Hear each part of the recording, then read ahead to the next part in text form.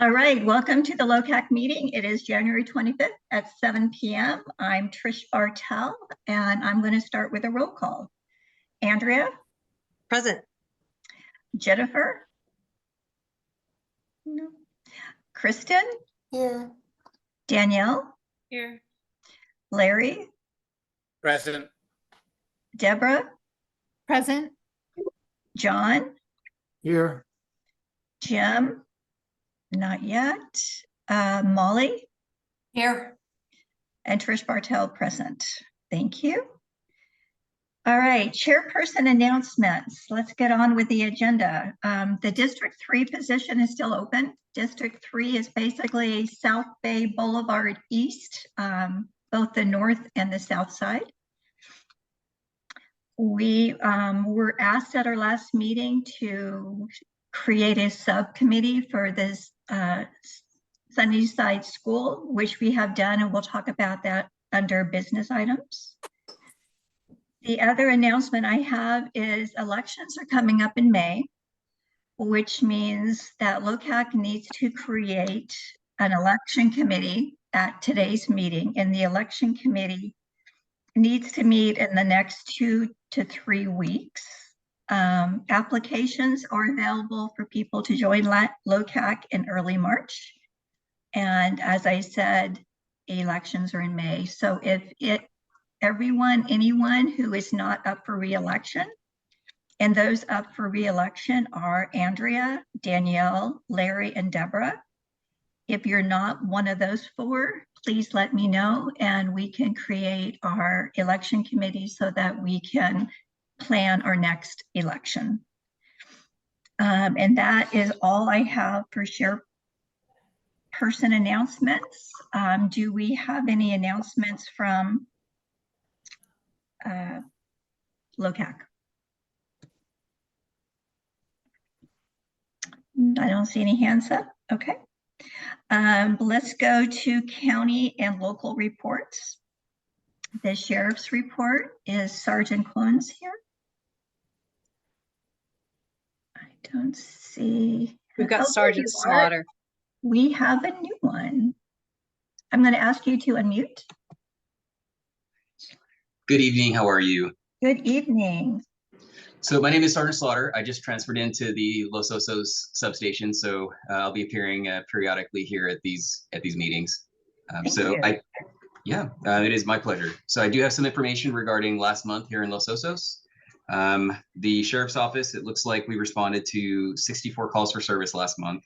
The year before there were 72. We responded to 2 reports of assault and battery. 31 reports of disturbances. A lot of those were music complaints and like disturbances between neighbors. We responded to 4 incidents of burglary. One of those was to a car, 2 were to a residence, and in one of those cases, the subject was arrested. That was out by the house. There were 2 reports of theft, one of which was a bicycle and the other was an electronic attack on someone's bank account. There were 3 reports of vandalism, one of which was to a vehicle and another was to the Los Osos Community Park, possibly involving some unsheltered people out in the area. There was 1 report of mail theft, 1 report of a phone scam, 18 suspicious circumstances reports, and there were 65 traffic stops, and then 37 preventative activities, which would include patrol checks and things like that. Oh, that's a lot. That's a lot. It's a pretty steady month, but Yeah, but knock on wood, thankfully nothing completely outrageous. So Thank you very much. Are there any questions from the council? Oh, Molly? I have one.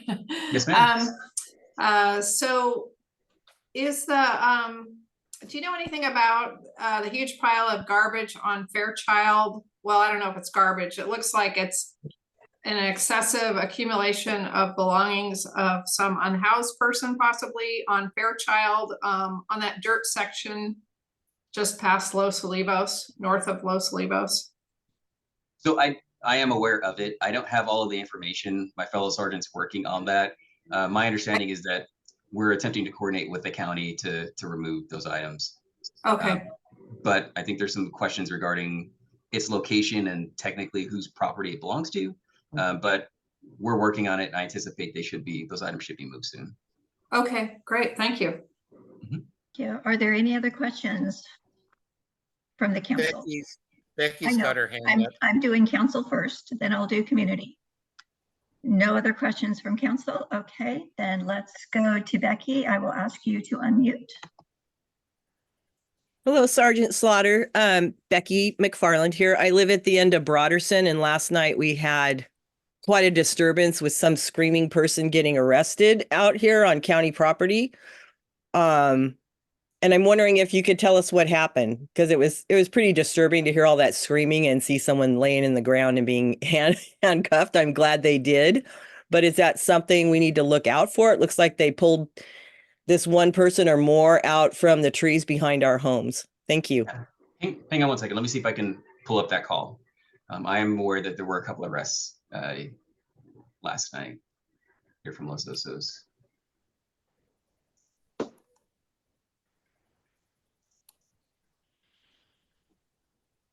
It was about 9:30, I think. Okay, perfect.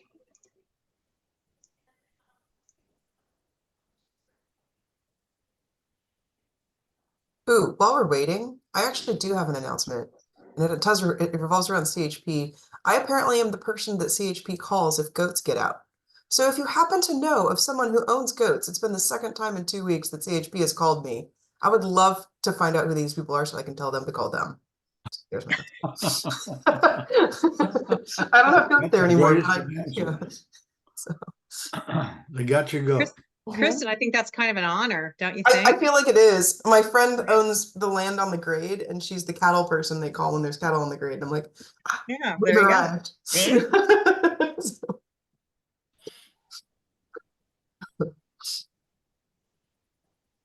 Oh, Sergeant Slaughter, I'm sorry, somehow you came unmuted. Let me ask you to unmute. Okay, sorry about that. There you go. Okay, so it looks like that subject was arrested for being intoxicated. Let's see, it looks like it was quite a disturbance out there. Subject out on the trail. Let's see. Yeah, let me look more into that, but yeah, the subject was arrested. Looks like for being for being intoxicated and then causing that disturbance. So I don't have anything to suggest there's any more issues potentially, but let me do some more research on that. Okay, one last question. Was that called in by a neighbor? Do you know? Let's see, it looks like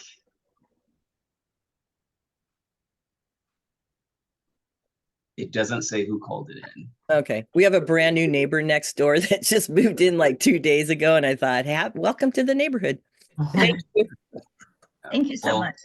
Thankfully, these events don't happen all that often, but I would just encourage, if you think your neighbor is the one that called, I tell everyone, I'd rather get a phone call on the front end and we try to deal with it then versus trying to play catch up later.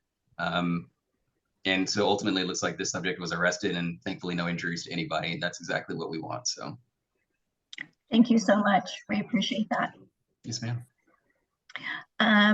All right, if there's no other questions for Sergeant Slaughter, let's go to CHP. And I just had him. Tim Santoro. Anyone? Oh, Sergeant Slaughter. Nope, I'm here. Oh, there you are. Thank you. No problem. And good evening to everybody. Just got a really quick report for you. We didn't have too much going on out there last month, which is nice to see. We only ended up with 4 non-injury crashes and 2 driving under the influence arrests. So there wasn't much. So it's good to see everybody had a good holidays and didn't get too much behind the wheel and drinking and driving. That's a wonderful report. Amazing. Are there any questions from the council?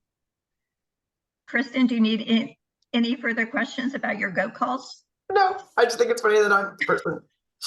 Yeah, you answer the phone one time and the dispatch, they seem to think you're the one with the answers. It's so funny because like I run the morning triathlon and I'm like, we hire CHP, and so I was like, why are they calling me? They should call my husband. And I'm like, it's goats. So, so thanks.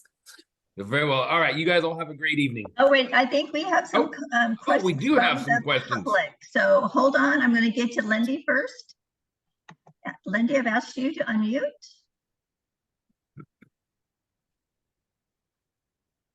I'll ask you again.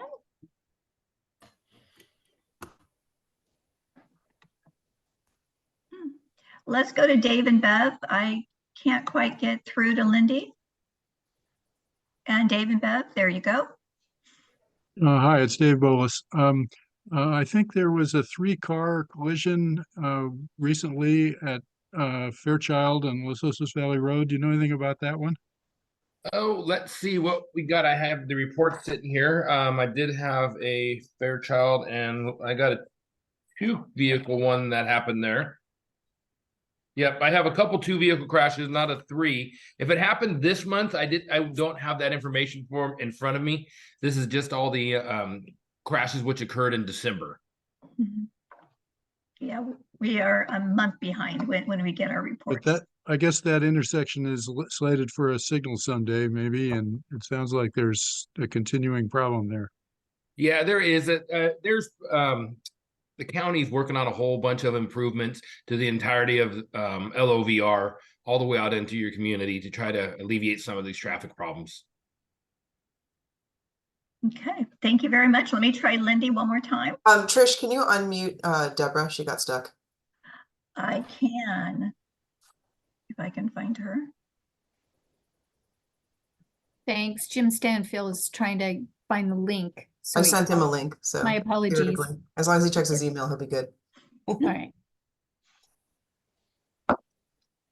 Lindy, I'm struggling. I keep asking you to unmute and nothing's happening. So I'm not quite sure what's going on, but we will continue to try. But right now it's not working. No problem. She's always able to contact me at the Okay. CHP office. If she does have a question, I'll be more than happy to answer for her. Thank you so much for your time tonight. I really appreciate it. Thank you. Thank you. All right, let's move on to county staff reports and we'll start with Claire. Claire, how are you? I'm asking you to unmute and I know you have a cannabis cleanup ordinance to discuss tonight with us. Yeah, thanks, Trish. Good evening, everyone. Happy New Year. I just have a couple items. I'll end with the cannabis cleanup ordinance. First item, the active plans and permits were sent over to Trish and Larry. There were no tree removal requests since the meeting back in December. If you have any questions in your review of those, I'm happy to look into them. An update on the Los Osos Habitat Conservation Plan. Just a reminder, we submitted that to the U.S. Fish and Wildlife Service. We've been planning a building back in August, and we've been working really closely with them, answering their follow-up questions, and it feels like we're really close to them approving that plan, which is a very, very long time coming. So that's really exciting. The Title 19 and 8 ordinance amendments, just a reminder, are going before the Board of Supervisors for a hearing on February 27th.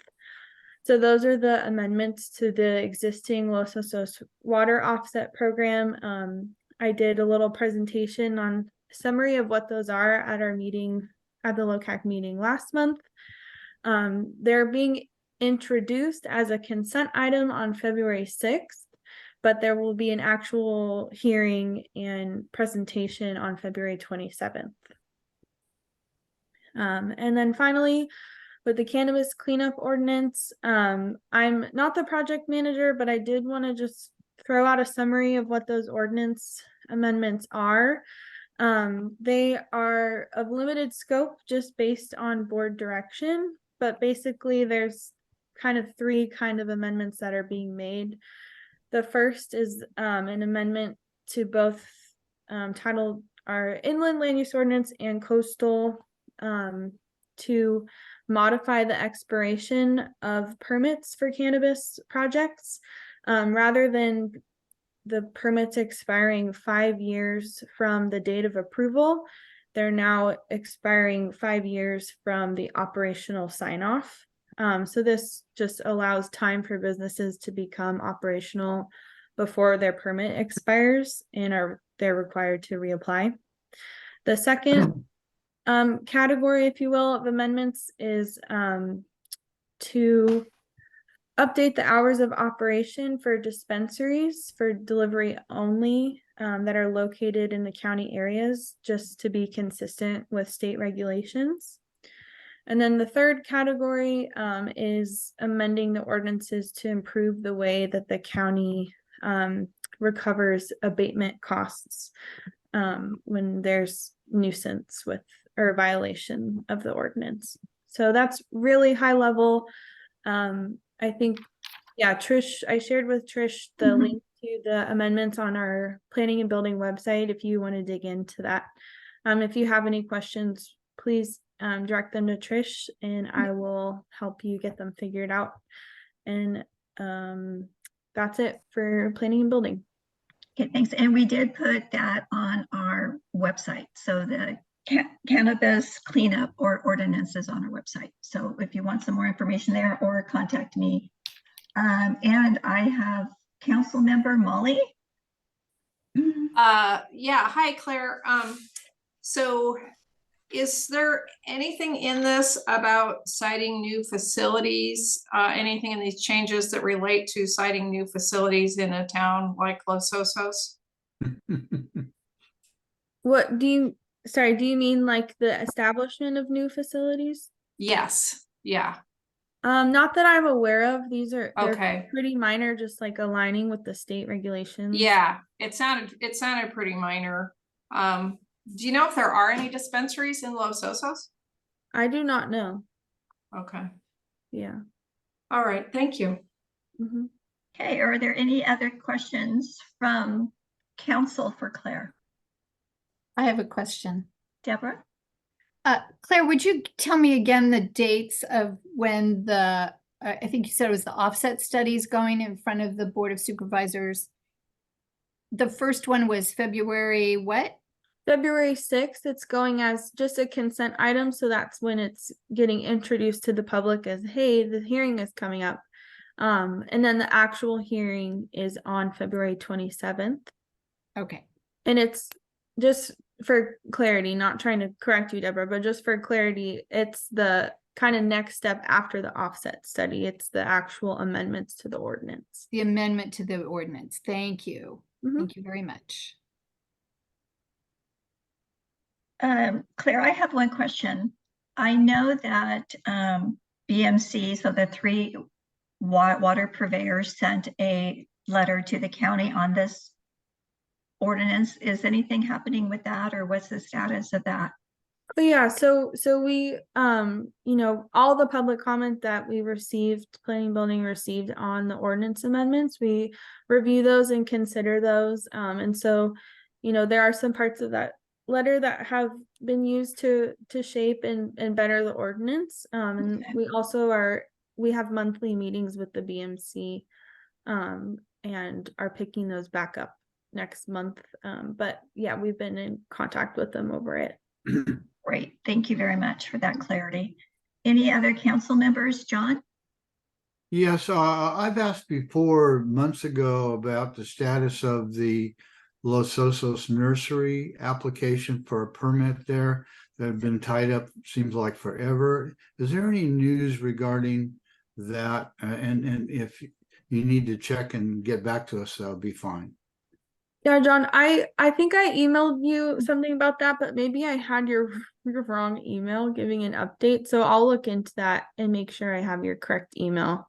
No, you did send that out, Claire, to both John and I made sure that, John, you go ahead and check your emails and I'll go ahead and re-forward that to you.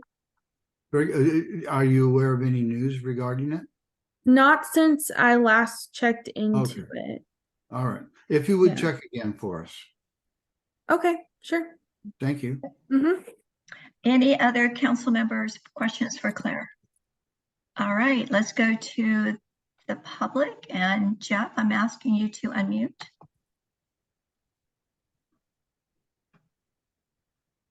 There you go.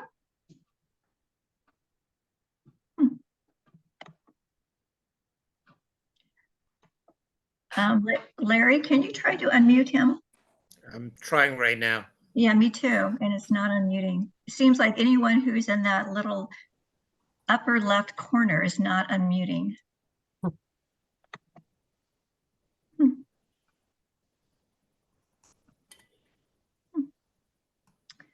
All right. Trish, maybe he could put his comment in the chat box and then we could read it. And I'm going to ask Kristen to be co-host because she makes magic happen. Yeah, I maybe click a Kristen button that can- you clicked. I'll try. I have also clicked ask to unmute. So it's just whether or not he's able to ask to start video. Oh, nope. Nope. All right.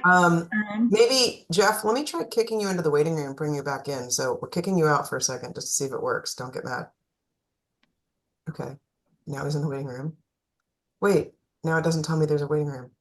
Yes, come back. That's not cool. That's not cool. Oh, wait, where's the dingy Here he duck? comes. Okay, I just admitted him. okay. It's like rebooting the system, guys. Adding the computer on the hat. Is he back? Because I don't I even don't have. know. Is he He's back? on the bottom of the list, Okay. but cool, I'm let's- asking him to unmute. Here, I'm asking you to unmute, Jeff. It's still not. He's in a totally different corner and I still can't get him to unmute. It's really weird. Okay. I will Google All right. and see what we can do. All right, but let's go ahead and proceed. And Jeff, if you can hear us, please ask your questions on the chat and we will try to answer you. Any other questions for Claire? Sorry about this, people. No. All right, let's move on to Supervisor Gibson. I'm going to ask you to unmute. Hopefully we'll unmute. I'm trying. How about Oh, there that? you go. Success. Yes. Thank you, Madam Chair. A pleasure to be with you all this evening. It seems like it's been a while, and I think it has, but the days run into one another. Claire very nicely handled a couple of things that are ongoing, HCP, Title 19, all that sort of stuff is in process and heading. He apparently is logged off, but I wanted to make sure the council knew how lucky we are to have Sergeant Slaughter working out of the Coast Station. He's outstanding. I met him when he was a deputy. He was one of the first members of our community action team, which is the outreach group that the Sheriff's Department stood up some years ago to interact with homeless individuals. And he just an outstanding public safety officer. So glad to see him climbing the ranks, and glad that he's going to be with us for at least a little while. In terms of those also specific things, there was a comment about a pile of stuff on Fairchild, and the thought there from Sergeant Slaughter was exactly right. We're trying to figure out exactly what land it sits on, exactly who's responsible, and exactly who is gonna get that packed up and moved to the right place. But it is in process. Mr. Fixler is on top of it, so you can expect results here in the very near future. The other, I don't have any other specific Los Osos things that were pending, but I have been asked in recent days and weeks about the situation with Sunnyside School. I can tell you what I can tell you is that the San Luis Coastal School District has decided it is interested in selling the property and no longer being the landowner there. And as a public agency, the county has got a first chance to decide whether we're interested in it. I am certainly interested in it, but beyond that, the negotiations over property, including the information gathering, it occurs in closed session. So we have been to closed session with that. You can't really tell you much of anything except that in general, real estate transactions, as those of you who have been through them before know, involve a whole lot of paperwork and gathering information and just checking on things. So that's in process. The latest report from those working on it is the timeline of exactly when we will have the necessary information to take next steps is uncertain. But as we're able to discuss what happens, I certainly will keep you, the council leadership, and the community informed. Again, it's obvious to me that that piece of land would be a fantastic asset to the community. We don't have a specific plan of exactly what would happen there, but there are a lot of possibilities that are worthy of discussion. And so if we can get to there, we'll have a great discussion about that. Beyond that, just a couple things in general. We had a special meeting week before this on January 16th. We convened a study session in the evening and to discuss formation of an independent redistricting commission. I think you all know that's certainly something I'm highly supportive of, given the adventure of the redrawing of the 2nd district that occurred ahead of the 2022 elections. We got a great staff report. You can find that online to outline all the issues that surround it, both in terms of the details of who might be qualified to. Well, let me back up. As of right now, there are 8 counties that have independent commissions to draw supervisorial districts. 7 of them, mostly large counties, were put in place by legislation passed at the state level. And the other one is Santa Barbara County, which did it through voter initiative. So in terms of the pathway toward getting there, there are a couple, 3 different ways of going it. The board could pass an ordinance that says we're going to have a redistricting commission, but a future board with 3 votes could repeal that ordinance. So that lack of permanency is not of interest to me, nor a majority of the board.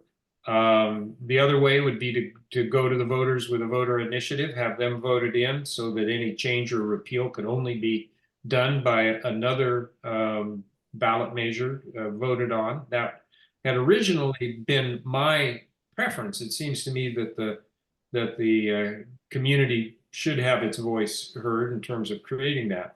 The third path, which 7 of the existing commissions have taken, is to have special legislation passed. And our state senator, Senator Laird, has indicated his interest and willingness in carrying that legislation for us if the Board of Supervisors were inclined to have that done. And as we had the discussion on the 16th, I came around to think that that is actually the best way for us to pursue getting an independent redistricting commission in place. And the reasons are this. First of all, we got well over 100 email submissions, and all of them, every single one of them, was in support of forming a redistricting commission. There was 0 opposition. The only opposition I've heard voiced is 2 members of our board who continue to vote against it. And those emails did not have a lot of details, opinions as to how, the commission should be constituted, or, what the qualifications should be. The other thing is that the state there are legislators in the Assembly and the State Senate who are interested in proposing legislation that would have every county over a certain size, and that almost certainly would include ours, would have an independent redistricting commission, likely modeled roughly on the ones that have already passed. And so the conclusion that 3 of us on the board came to was that it is to the benefit of our county to get out ahead of what is very likely to be a state legislature's push to form a commission, and get our senator to carry legislation that forms a a commission that suits our county. And the real, as you look through the many details of what's, you know, what goes into making a commission, there are a number of things that are prescribed by state law. Others are up to, you know, are up for consideration. One of which is how many members should be on the commission. The seven big counties each have 14 members. That seems like more than we need here in San Luis. So we're proposing 11. There's a whole list of qualifications, which basically means that you shall not have been a political partisan. It's trying to move political partisanship out of the pool of people who would get randomly selected to serve on such a commission. And those qualifications are numerous and extensive. And again, the staff report lays them out.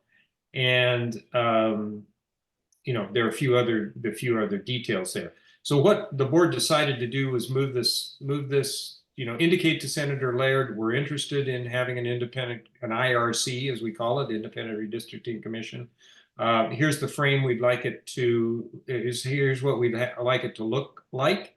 And here are a couple of things that we need to, Sam, you know, just tweak a couple of details. And we're going to work with his staff and him. And at some point in the next month or two, I would expect we're going to have another item before the board to sort of present the final product that will then move through the legislative process. So that's it. And again,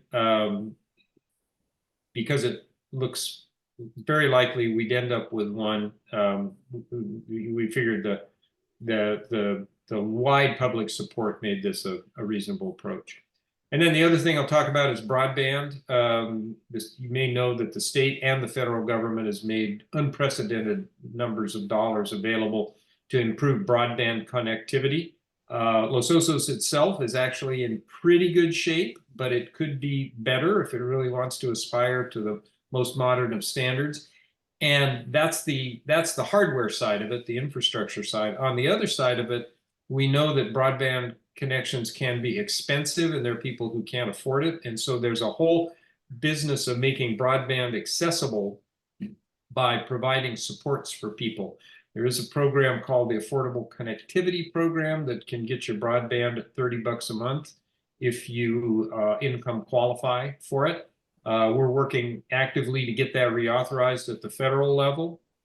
And then there's a whole bunch of money coming for programs and projects from the state and the feds. And my feeling was that we were not quite as organized as we should be. So we worked with our administrative office to get a half the time of one of our analysts devoted to managing our broadband effort and managing it in coordination with our friends at the cities. So I think we're going to have a renewed energy on that. We want to make sure that we take advantage of every opportunity because this is a once in a generation kind of effort. So that's moving forward. You should start to see some fruits of that later this year. And that's my report. I'd be happy to take questions.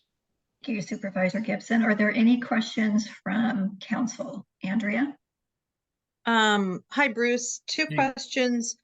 What's the latest on the search for a new CAO of the county? And secondly, at the January 9th Board of Supervisors meeting, there was discussion about agendizing a discussion on energy, and in particular, I thought offshore wind for February 27th. Can you let me know if that's still on track? So taking that one, yes, so far as I know, a wide-ranging discussion on energy will occur at the February 27th meeting. It's not by any means just offshore wind. It's, I think, an update on Diablo Canyon, some energy efficiency programs that we have going, some exciting opportunities for the public to get involved in getting energy efficiency upgrades in their houses, and a whole bunch of things. So yes, that's, to my knowledge, is still on for the 27th. And the recruitment for the CAO closed last Friday. And so now we are evaluating candidates, and I'm told we have some good candidates to evaluate. any idea on, with your crystal ball, when you might get somebody on board? I know a lot depends on that, but I'm just Yeah. curious. I think, I can't remember. I think we're, the whole process now of, sorting through the applications and scheduling interviews, phone interviews with the recruiter and then more detailed interviews here.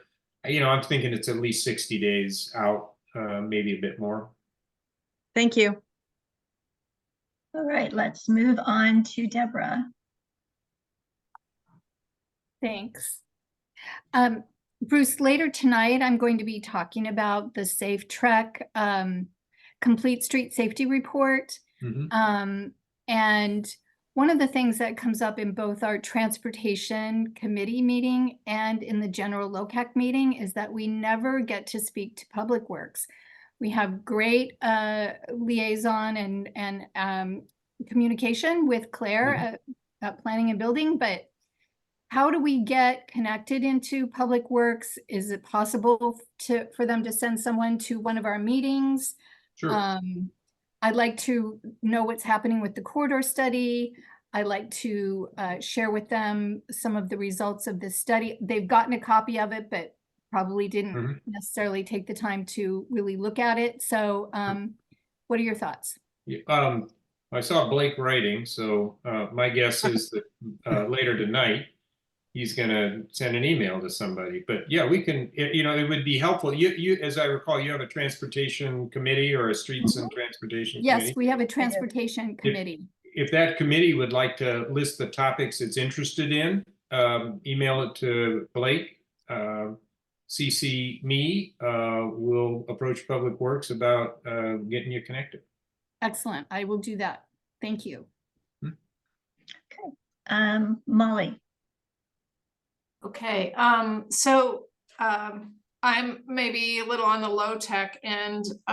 Could you give some examples on that broadband issue of what types of projects might be funded through federal funding for that, aside from getting, plans for low-income people? I understand that part, but what's the scope of other aspects of it that money would be available for?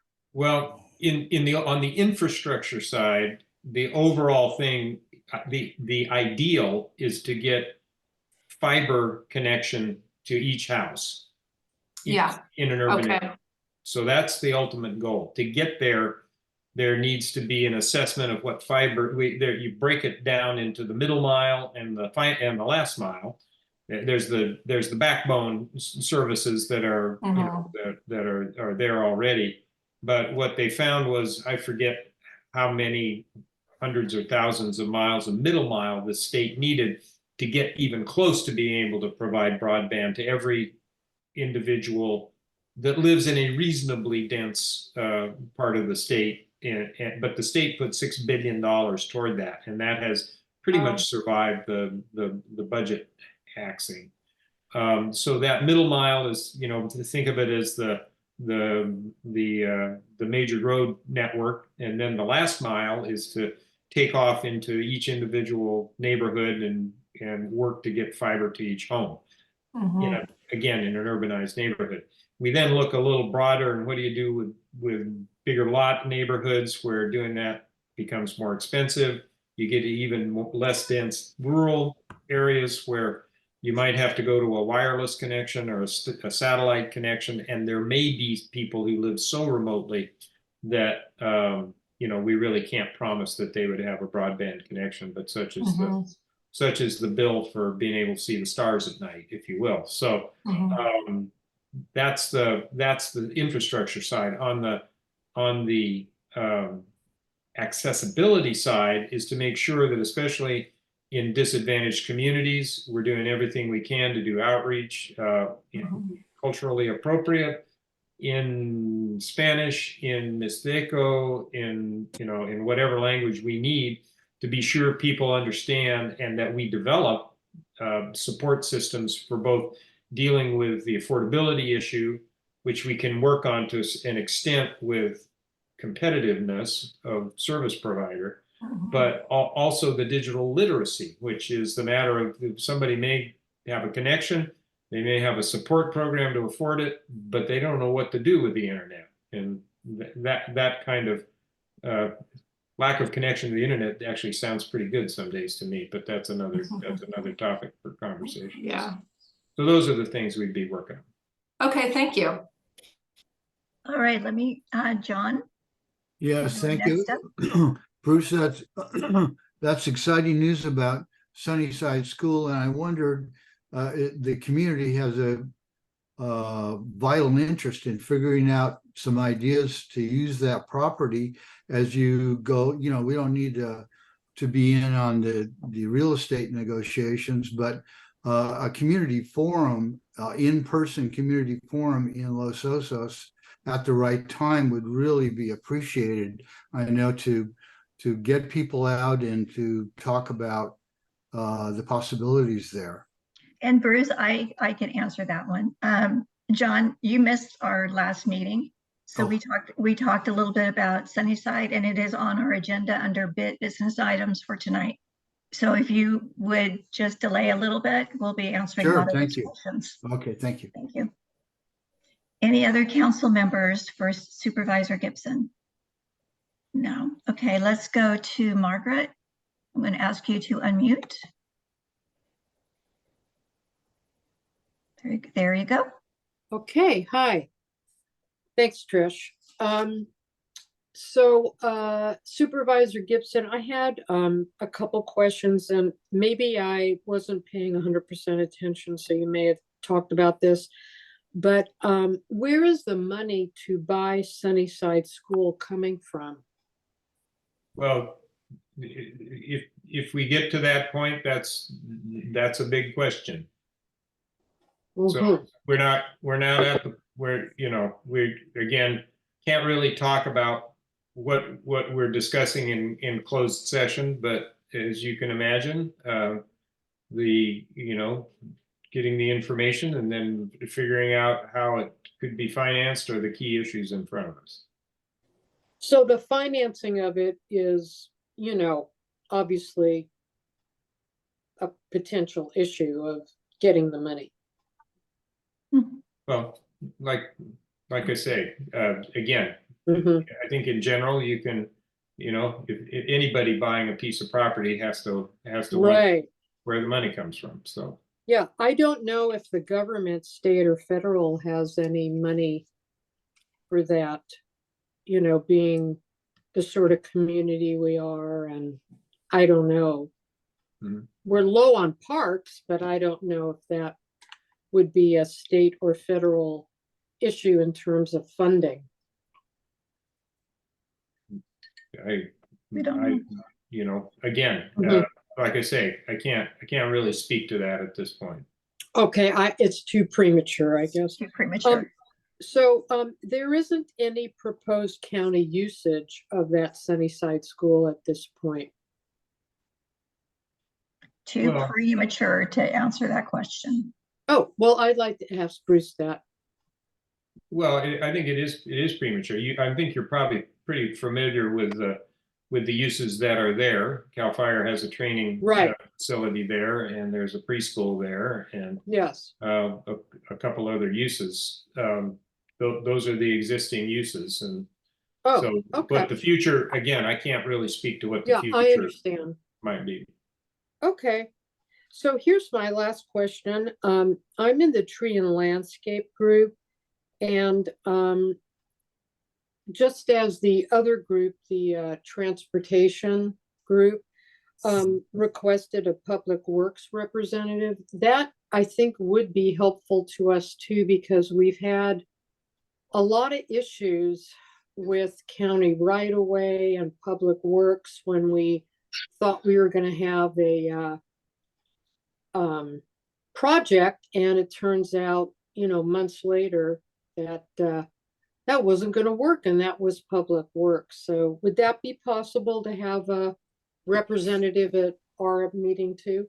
Well, again, if there are, I would just say in the case of the tree and landscape initiatives, if you have specific questions, please get them to us and we will get the right people to get you what answers we can. Oh. Okay. So, so the public works person is, kind of iffy, I guess. Well, I don't know what to say beyond what I just said. Is that we've got our ask to Public Works, the speed and likelihood of it getting answered depends entirely on its specificity, shall we say? Right. We need to touch the right person with the right Uh-huh. question at the right time, and so if you can get that to us, we can Okay. work through it. Well, I'm sorry, just one more thing. It was my understanding that that was requested by the Transportation Committee and you were okay with, contacting or somebody contacting Public Works for them to have a representative. Mm-hmm.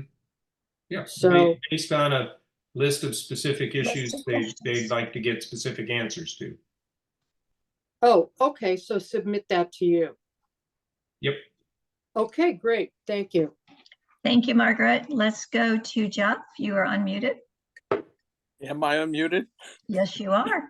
Oh, it actually works.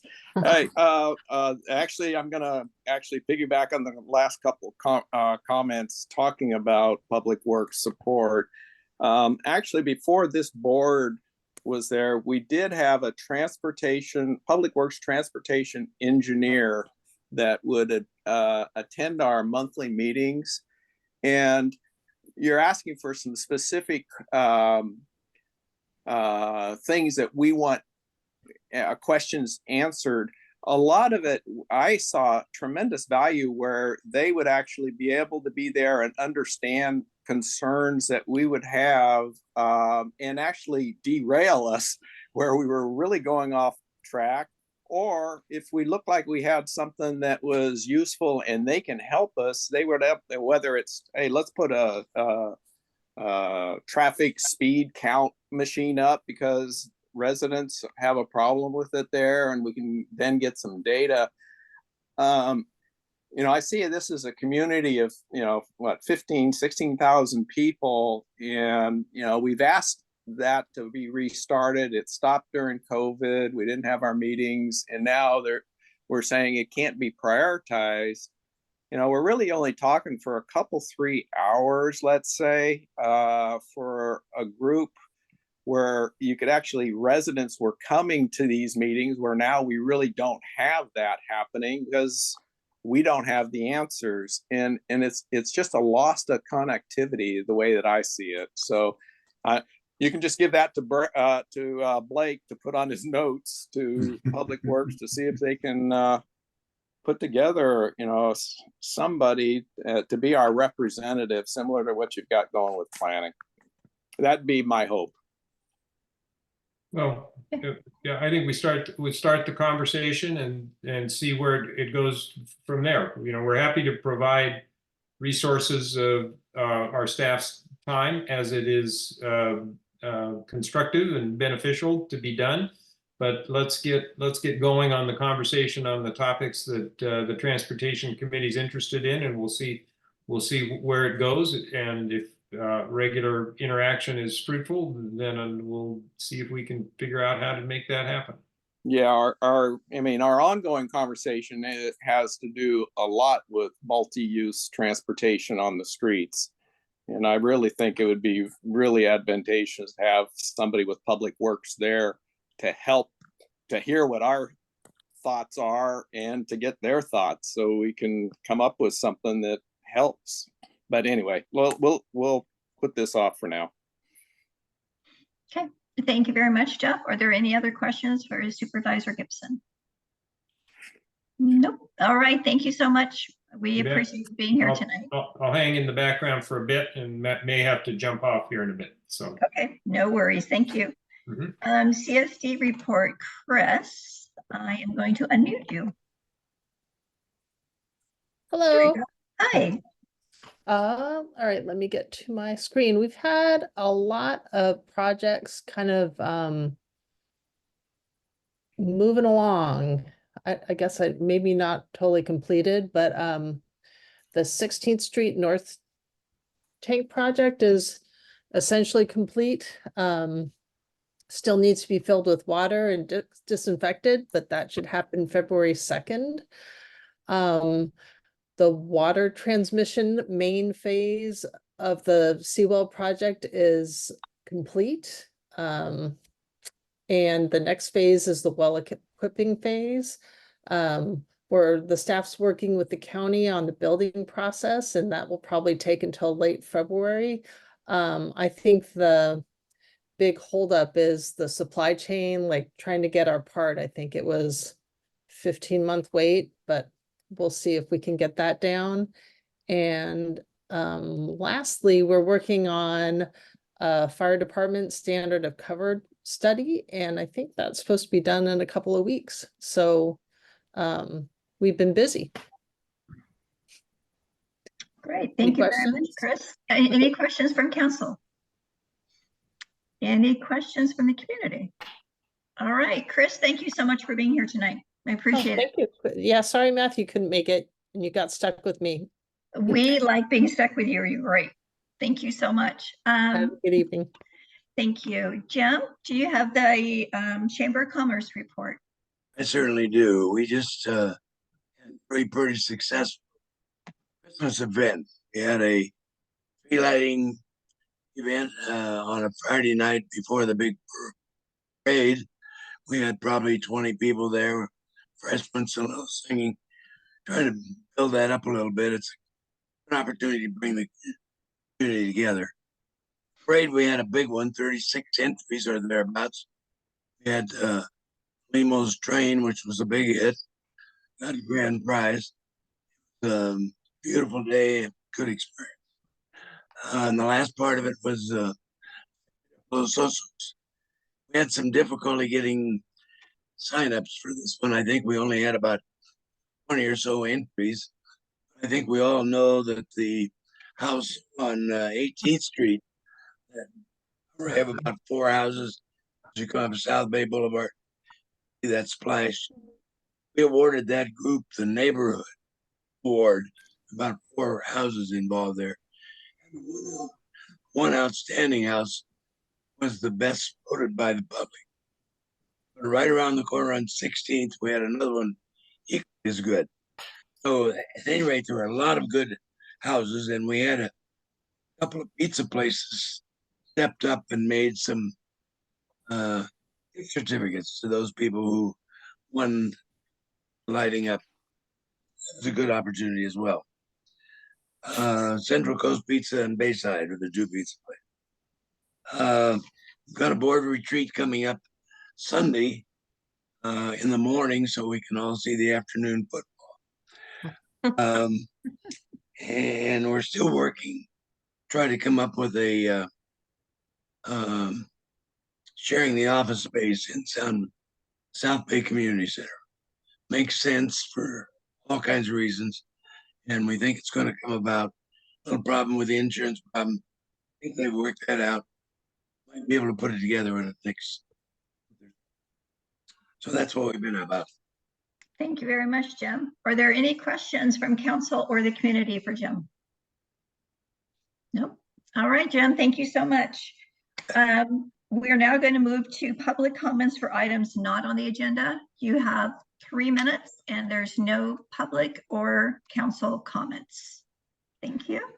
Jeff, I am going to ask you to unmute. Just a brief information share. Recently, and this actually has to do again with some of the multi-use transportation stuff on our streets. I was really kind of thinking through what our difficulties are with some pedestrian walking. And we always talk about traffic flow and too much traffic, too much speed and that type of thing. There's other couple components. One has to do with street maintenance. And then the other one has to do with street refurbishment, the condition of the street pavement. And I want to thank Blake for helping me. I wanted to get a sense of how the funding was going on street maintenance, and he was able to help me with a couple of years of maintenance costs and allocations and budgeting.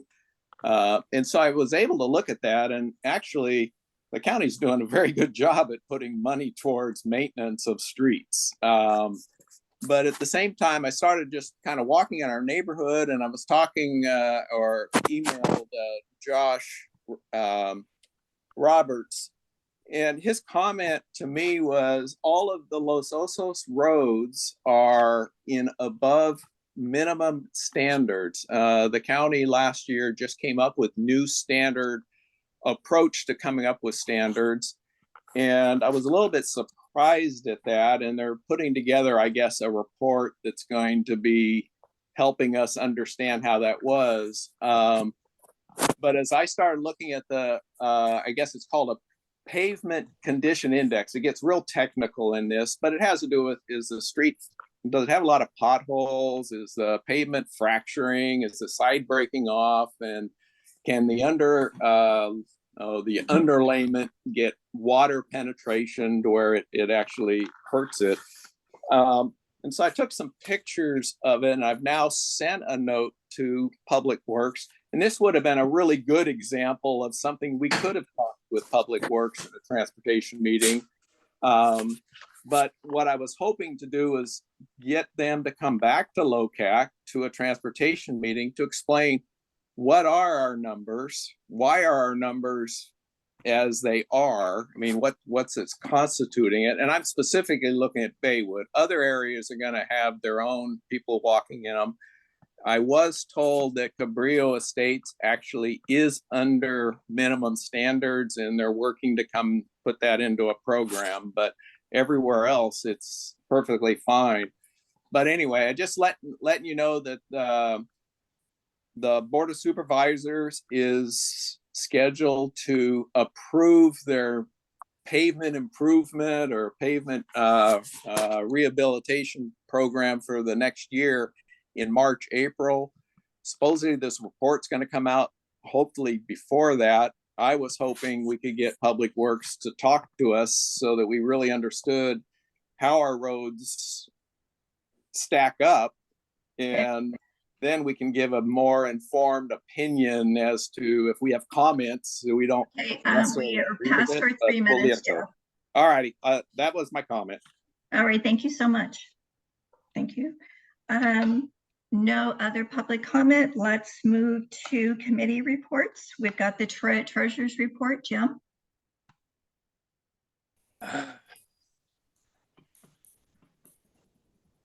Did we lose Jim? I think, am I there? Oh, you're here. All right, good. And we had a beginning balance December 1st of $1,561.73. We had a check to pay for our Zoom services, $149.90. That was paid. That's for a year's service. Then we got 13 cents in interest. Our ending balance, 12/31, was $1,411.96. All right, thank you so much, Jim. Any questions from council about Jim's report? All right, thank you very much. Let's move on to committee reports. Larry, for land use.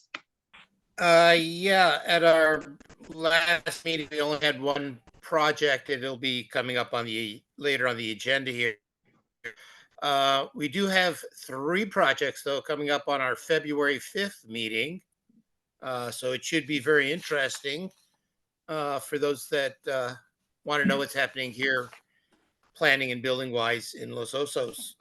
Come to the meeting. Okay, thank you.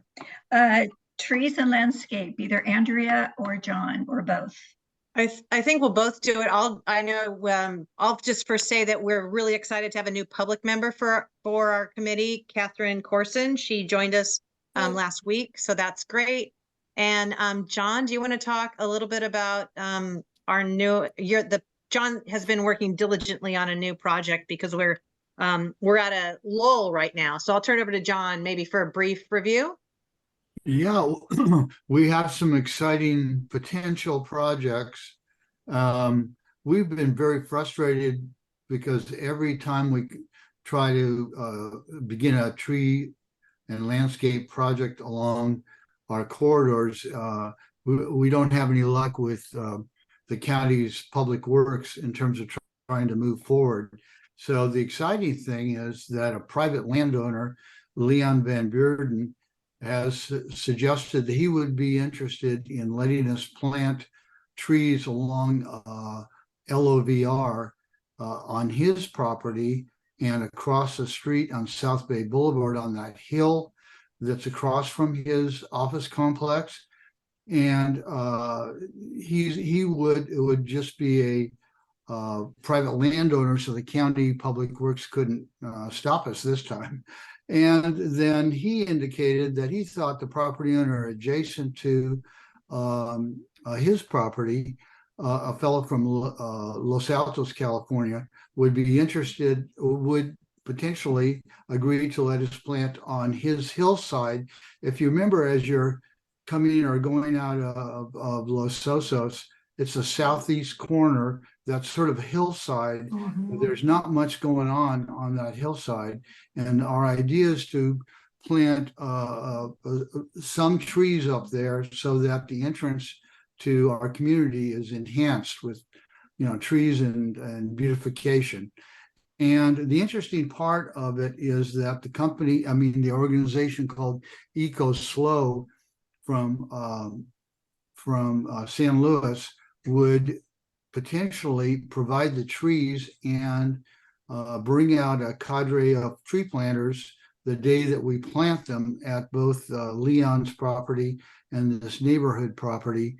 And the interesting part of what the staffer at EcoSlow told me, as you may be aware of, the California budget is in the world of Hertz.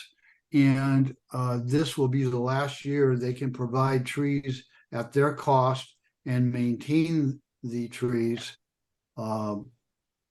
probably for some time now because of budget cuts. They get funding through CAL FIRE that encourages tree planting to fight global warming. And so this is an exciting possibility. We haven't talked to the property owner that I referenced, but I do now. He contacted me this afternoon and gave me his email, which indicates that he may have some interest in doing this.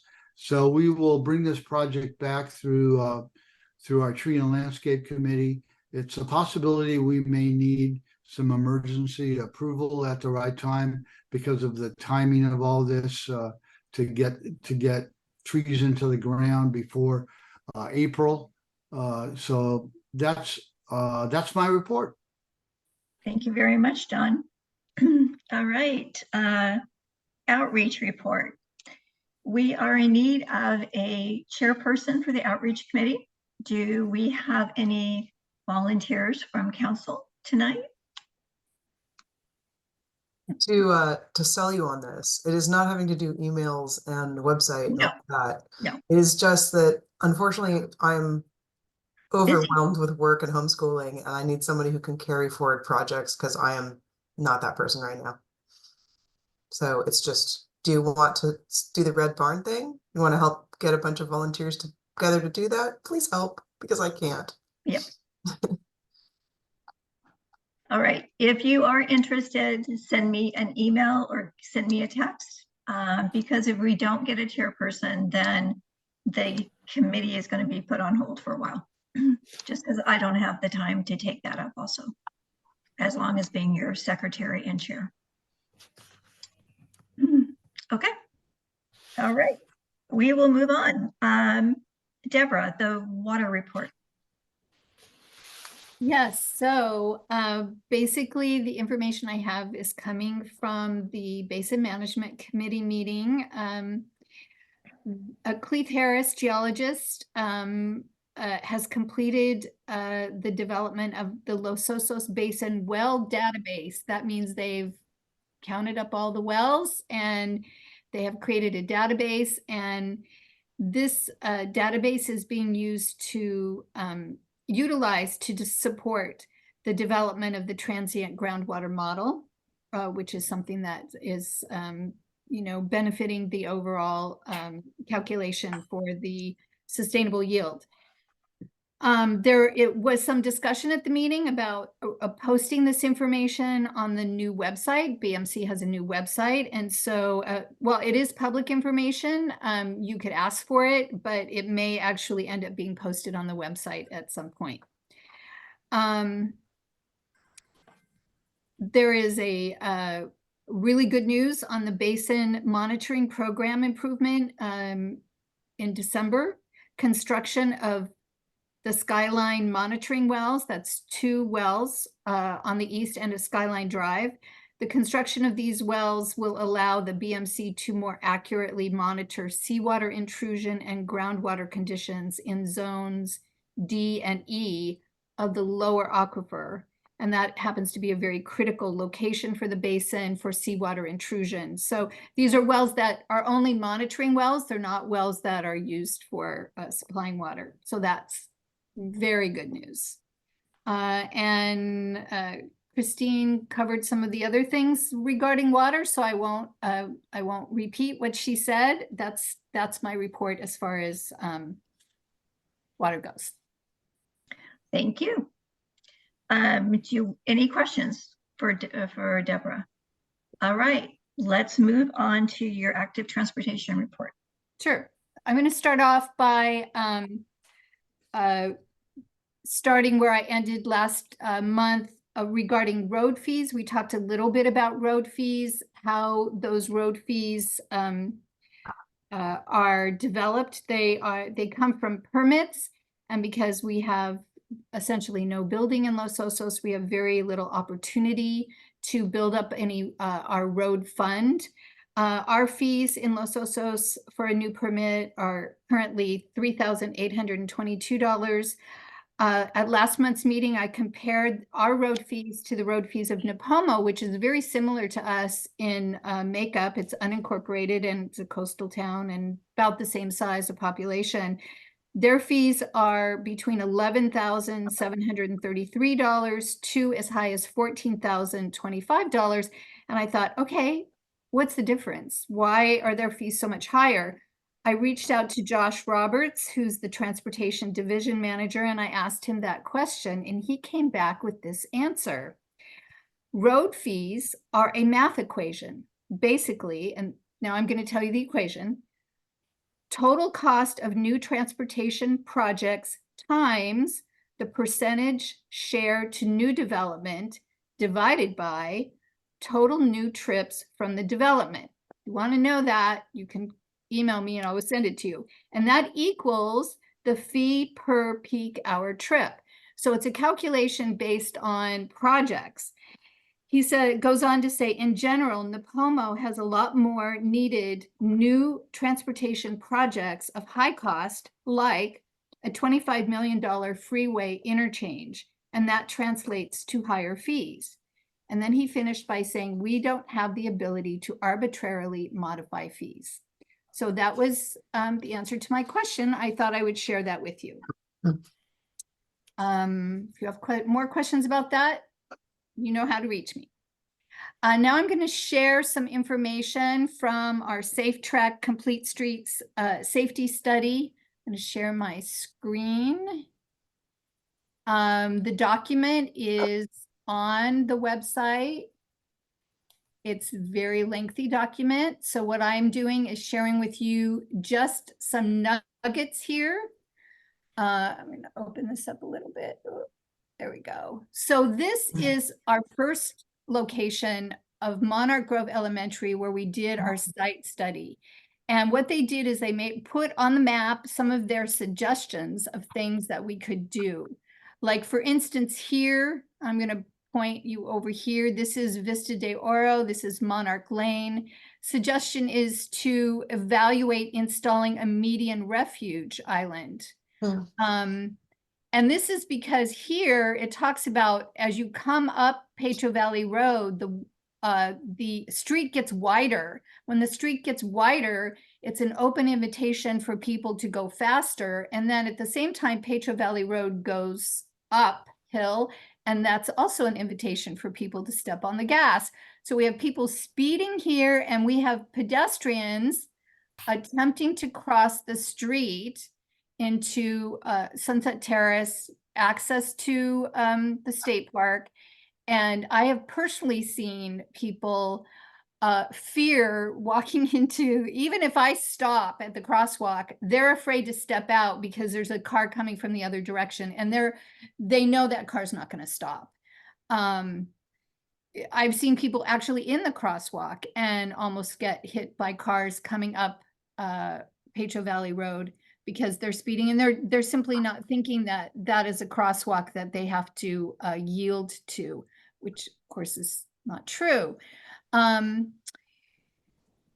Over here, suggestions of vehicle speed feedback signs. Over here, these are simple things that can be done. A high visibility crosswalk, a stop bar that shows the cars, where to stop so they don't encroach into the crosswalk, countdown pedestrian signals, things like that. These are things that would vastly improve this area. And then here, as I go up a little bit, at Rodman, where we have not just people and cyclists, but we have equestrians crossing here at sort of a blind curve coming out of Montana de Oro. They suggested a flashing warning beacon that could be used by equestrians and pedestrians so that cars would slow down as they're coming out of Montana de Oro. Remember, they're coming downhill. So again, they're traveling very quick, faster than the speed limit, certainly, and then provide a continuous walking path. So this is an example of the kind of things, the kind of suggestions that are coming out of our Safe Trek safety report.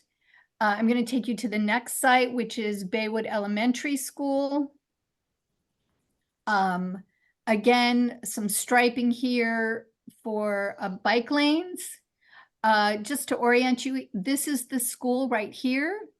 We have 11th Street, which is a collector street. That means that other streets feed into it. Traffic usually goes faster on collector streets. And then El Moro Avenue is also a collector street. So the elementary school is at the corner of two collector streets. That means you've got traffic coming from downtown Baywood, traffic coming from the business district of Los Osos. And so there's a lot of traffic here at this corner.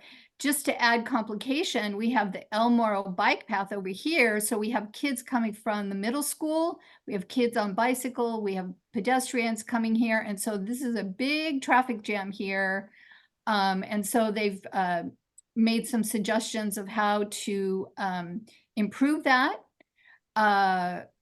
Here we have a place where parents will drop off their kids. This is a crosswalk going into the school. And a lot of times parents will come with their cars and just pull off onto the sandy shoulder to discharge the children. And this is actually where the kids are standing, waiting for the crossing guard to walk them. So they suggested putting some curb extensions with flexible posts so that cars wouldn't be able to pull off at that location, just to protect the children who might be standing there. I mean, there's some excellent suggestions, and most of these are at very, very low cost.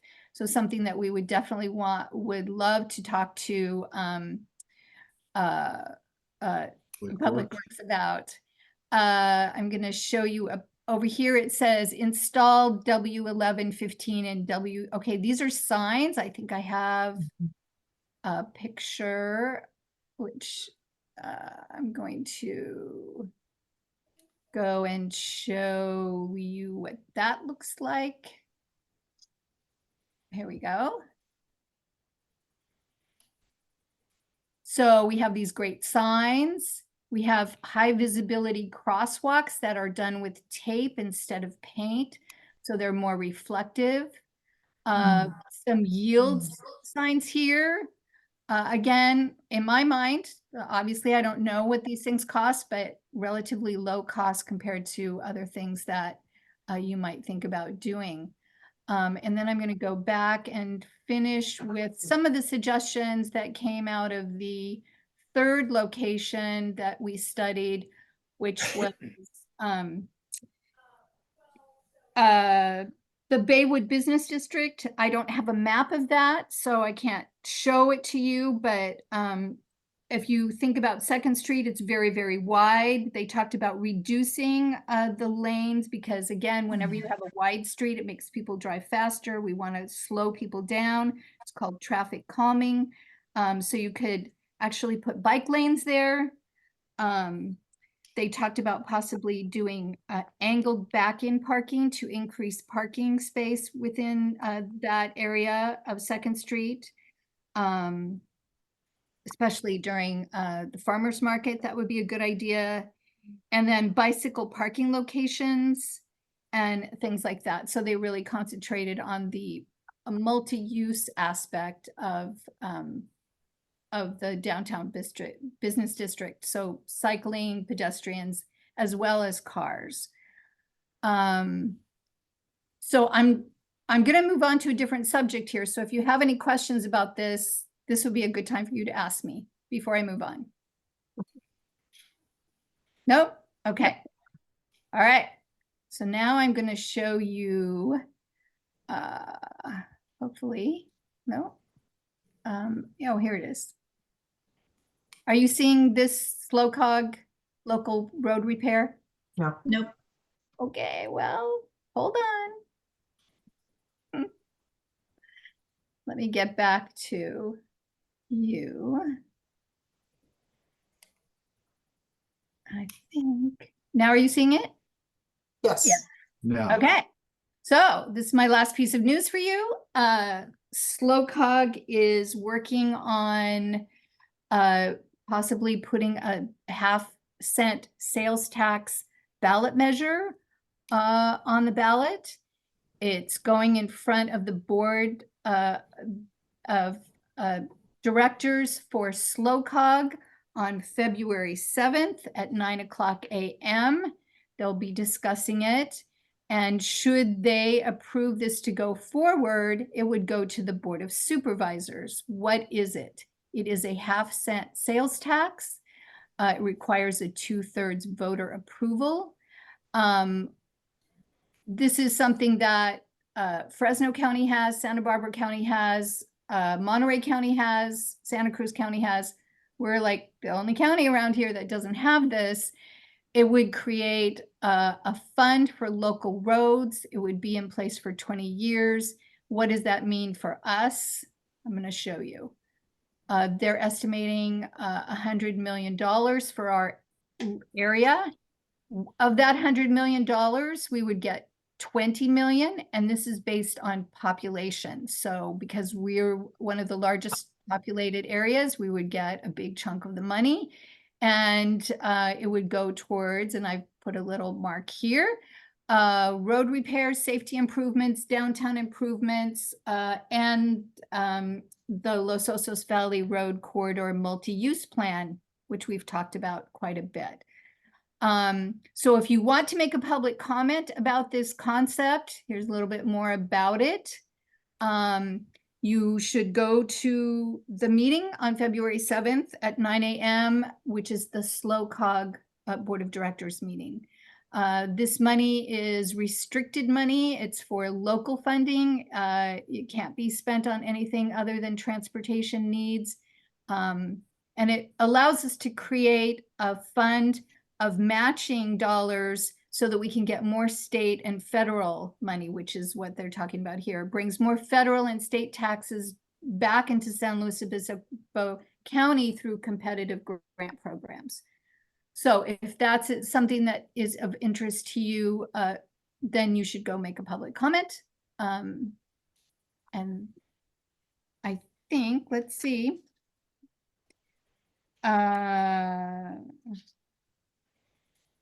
That's the end of my report. Question Right? for you on that, Deborah, because I missed the CTAC meeting. Is this SLOCOG's website, or is this an independent website that's pushing the tax? This is SLOCOG. This Interesting. is Okay, so this is them trying to pitch for that. yeah. So this is you know, I got sent this sort of flyer. There's a couple more pages to it. I just picked out the parts that were relevant to Los Osos. And like I said, it's going to their directors. They have to sign off on it before it can go to the Board of Supervisors. So this is a public meeting. Public comment obviously is important. Wait, I think I'm confused. Am I conflating this with the sales increase that they want to have a measure on the ballot, or is this the same thing? The same thing.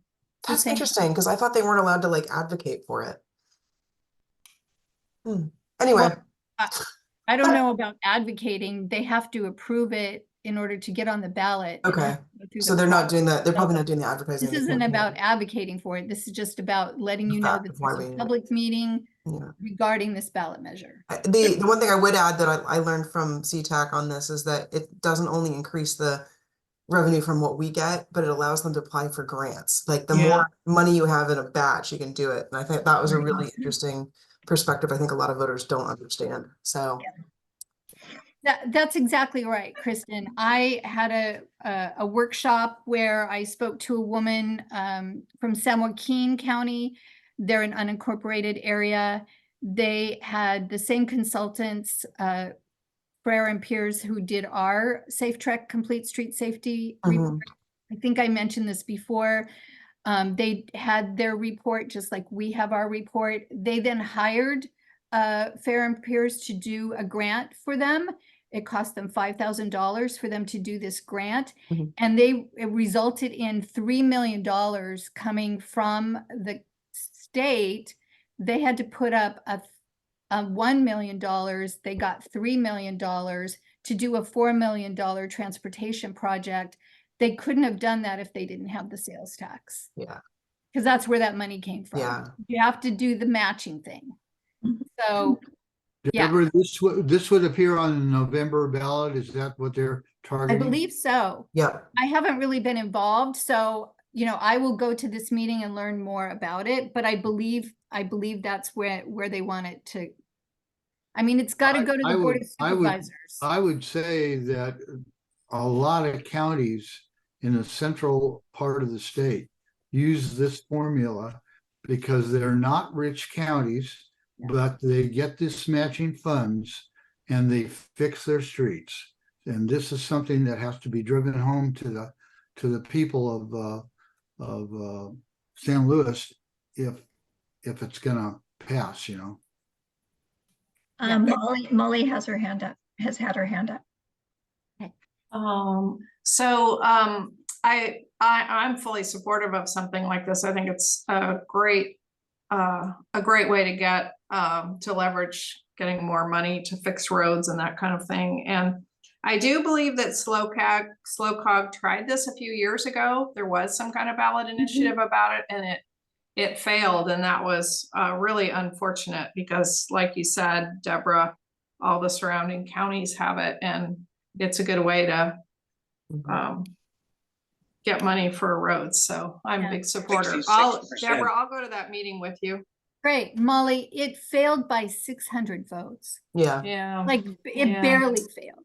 So, yeah, really unfortunate. It was very unfortunate, but yeah, it could do a lot. It could do a lot for the 101 where we have a lot of backup there at the Avila area, and there's just so many areas that really need some attention, and I know the county tries really hard to stay ahead of it, but if they don't have the money, you have to make choices.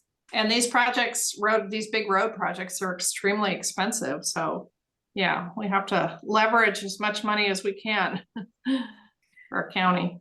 And the thing about a sales tax is it's all the visitors who come to visit us. And remember, we have a lot of people coming through Los Osos to go to Montana. They all participate in that sales tax. So it's not just all on our shoulders as residents. Also, you know, somewhat of a visitor's tax. So so we'll see what happens. It has to go through the process, right?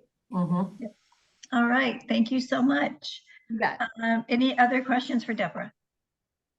All right, let's move on to agenda items. There are no consent agenda items this month. Larry, can you discuss the regular agenda item that's coming from land use?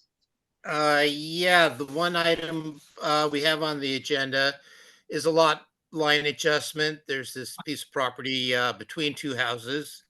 They'd like to split the property in half and add it on to each of their houses.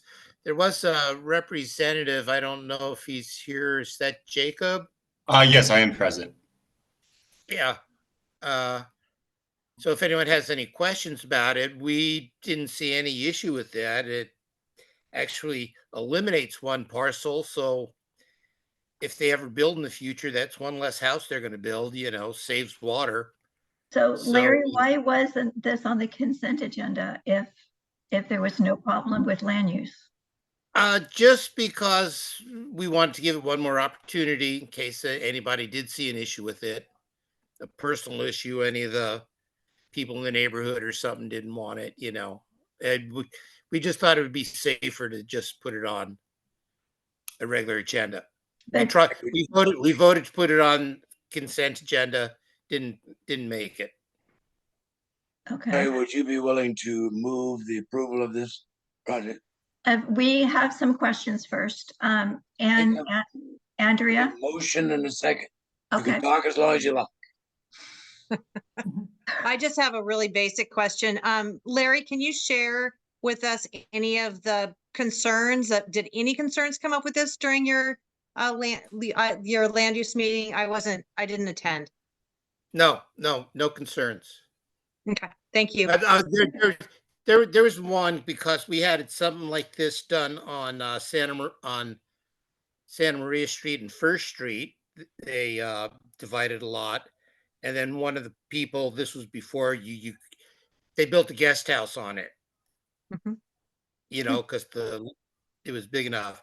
But that was again back in the time when you could build guest houses. There's nothing about it, Okay. So Jim, do you want to do a motion? As a person, as the land use chair, I would move the approval. Okay, Do we have a second? I second. I'll second. Okay, we have a motion from Jim. We have a second From Molly. Andrea. Okay. Yeah, whoever. Or anyone. Yep. All in favor, raise your hand, please. Opposed? All right, it has passed. I will send that on to the planning department. All right. So business item, the subcommittee discussion on Sunnyside School, what we found out. So our subcommittee at last month's meeting, LOCAC voted to create a subcommittee. The subcommittee met once to discuss the opportunity of Sunnyside. Ideas were floated around on Sunnyside, but we knew we needed to get all of Los Osos to discuss this project. So we ended up having a Zoom call with Supervisor Gibson, who has asked LOCAC to write a letter on the perceived needs of Los Osos in regards to Sunnyside School. After this meeting tonight, I will go ahead and draft that letter and get it out to LOCAC over the weekend so that we can get the draft approved so that I can forward it on to Supervisor Gibson. We also decided at our subcommittee that we really need to talk to CSD. So a few of us met with Ron Munns today at CSD. And what we wanted to do there is create a park subcommittee so that the Parks Committee of CSD and individuals from LOCAC subcommittee or others can meet and discuss the Sunnyside project and also discuss all our other park needs throughout Los Osos, like where pickleball courts can go, where soccer fields, all of that, and where a lot of the community gardens could go. So as soon as we can get that park subcommittee schedule, I'll let everyone in LOCAC know, because what we want to do from that is come up with some times, like you had asked, John, so we can have public meetings and we can hold them at CSD because they've got a great facility for that, and find out one-on-one what the public wants as far as parks go in Los Osos, what they see Sunnyside could be, what they would like it to be. So we're in the very, very initial stage. You know, Ron told us today that he would meet with his team, come up with some dates. We'll all get an email out to anyone here who would like to be part of that subcommittee so that we can talk not only Sunnyside, but where we could put community gardens. What we learned today is if we have purple water, we could probably do community gardens throughout Los Osos. So Ron's going to get a list to us of where we have purple water coming in. Sunnyside School has purple water. Palisades has purple water. So where else we have purple water throughout Los Osos so that we can start also working on community gardens and things like that. So there's still a lot to be done, and we're in the very, very initial stages. This has nothing to do with what the negotiations going on with the county and the school district. This is our town. What do we want our town to look like? Where do we want parks? Where do we want community gardens? Is there land that we can use somewhere in here? And let's throw, you know, Sunnyside School into the mix to see what the greatest thing that we could do there would be. Great, that's fantastic. So that's where we're at right now. We don't have even the first meeting with CSD scheduled, but I'm hoping to hear something from Ron, you know, this week or early next week. Great. Any meetings from council? Any questions? Exciting opportunity to even contemplate having the Sunnyside location as something available for the community. I think it would be an incredible opportunity for us. And it's one that I don't want to lose sight on. I want to make sure we keep that in our thoughts. All right, that is it for tonight's meeting. I appreciate everybody being here. And at 8:32, we are going to adjourn. Thank you all. Thank you. Outstanding job. Thank you. Good night. Good night. everybody. Thank you. Good night.